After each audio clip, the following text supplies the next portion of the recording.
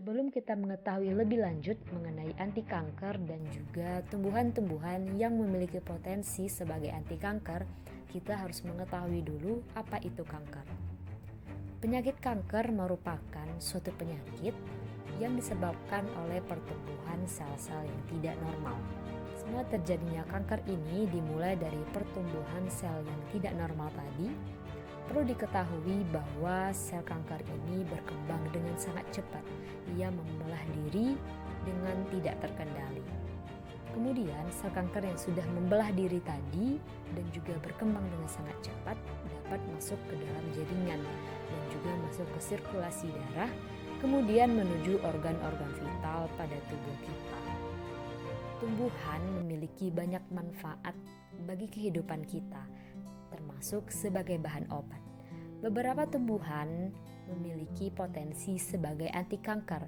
Salah satunya adalah Curcuma zedoaria atau kunyit putih dan juga Allium sativum atau bawang putih.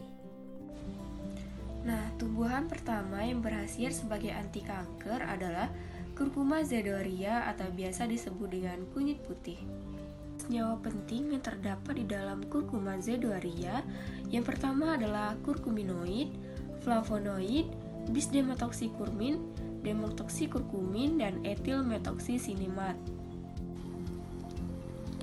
Berdasarkan penelitian yang telah dilakukan, Curcuma zedoaria dengan meminum asupan ekstrak air rimpan kurkuma dengan dosis 250 mg dan 500 mg per kilogram selama 42 hari dari 14 hari sebelum tumor diinokulasi dapat mengurangi jumlah metastasis permukaan nodul di paru-paru secara signifikan. Selanjutnya adalah uji toksisitas Curcuma zedoaria. Nah, berdasarkan uji toksisitas kepada tikus putih selama 24 jam dengan dosis yang sesuai, tidak didapatkan kematian ataupun toksisitas. Berarti kunyit putih ini aman digunakan sesuai dengan dosis dan takaran yang tepat. Nah, adapun farmakologi dari Curcuma zedoaria, yang pertama adalah minyak atsiri yang berperan sebagai menghambat melanoma dan metastasis pada paru-paru.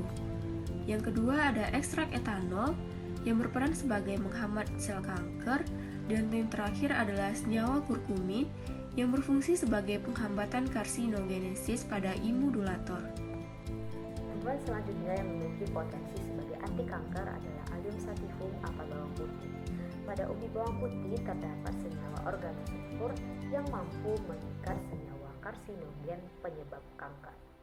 Nah, aktivitas anti kanker pada senyawa organosulfur ini dapat dilakukan dengan dua cara, yaitu yang pertama adalah apoptosis yang menyebabkan kematian sel kanker dan juga dengan antiproliferasi yang menyebabkan terhambatnya pertumbuhan sel kanker. Senyawa organosulfur pada umbi bawang putih yang memiliki potensi sebagai anti kanker salah satunya adalah alisin dan juga DATS atau dialil disulfida.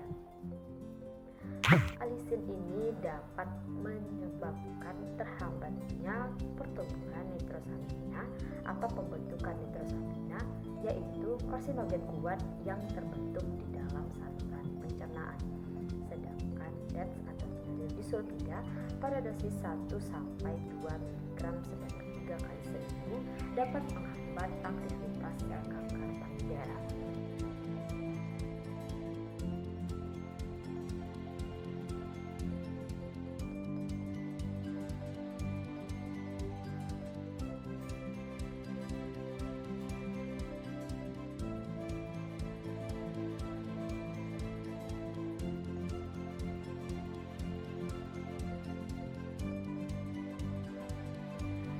Bawang putih ini aman untuk dikonsumsi sehari-hari maupun setiap hari, namun harus tetap pada takaran normal, yaitu kurang dari 3 umbi per hari. Nah, pada dosis tersebut atau takaran tersebut belum menimbulkan efek samping. Lagi pula, efek positif dari bawang putih lebih tinggi dibandingkan dengan efek negatifnya. Selanjutnya adalah pengolahan secara alami tumbuhan yang berkhasiat sebagai anti kanker. Yang pertama adalah kunyit putih. Caranya adalah dengan menyiapkan sekitar 3 ruas kunyit putih, parut kunyit tersebut hingga halus, tambahkan air, lalu peras. Tuang perasan kunyit tersebut di dalam gelas, kemudian minum 2 kali sehari untuk hasil yang maksimal. Untuk pengolahan secara alami bawang putih, caranya cukup mudah, yaitu dengan memakan langsung bawang putih atau mengambil beberapa siung bawang putih, diiris, masukkan ke dalam air panas, setelah itu airnya diminum.